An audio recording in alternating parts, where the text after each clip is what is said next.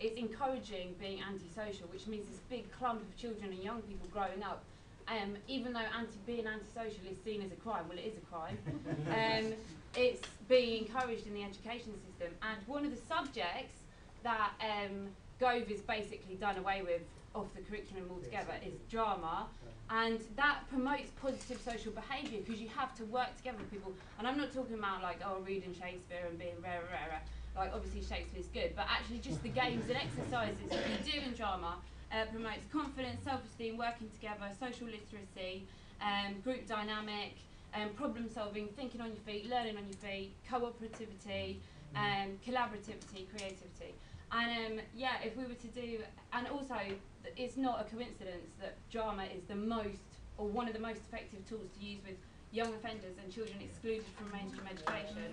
And if we were to do a People's Manifesto for Education, then it would be so amazing to have drama as a big kind of tool for education on there, and also to have healthy relationships as a subject, to be a primary subject, and totally to do away with, or help do away with gender-based violence, and obviously politics as a primary subject.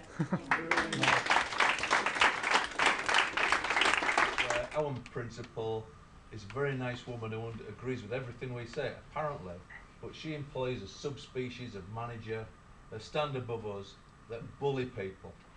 And people, especially young teachers coming into the profession, they're not on full contracts. They haven't got the confidence of full employment. They're on part-time, variable hours contracts.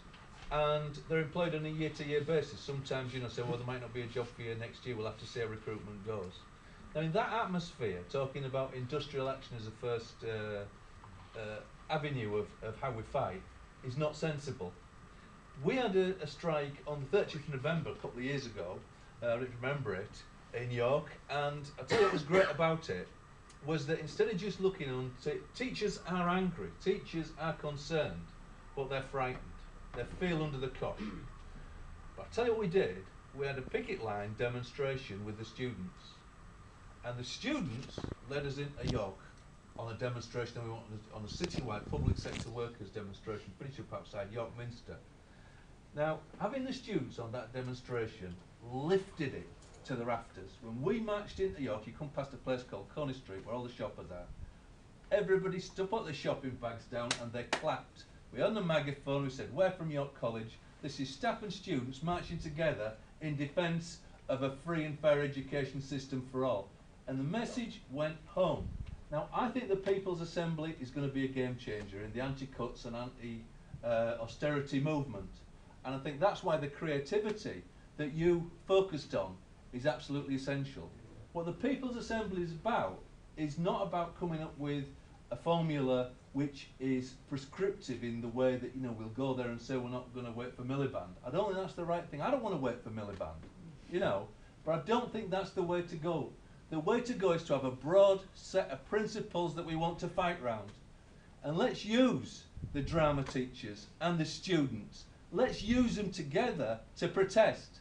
Because when we came off that demonstration in York, we went to the pub, as sometimes we do, and I said, what do you think?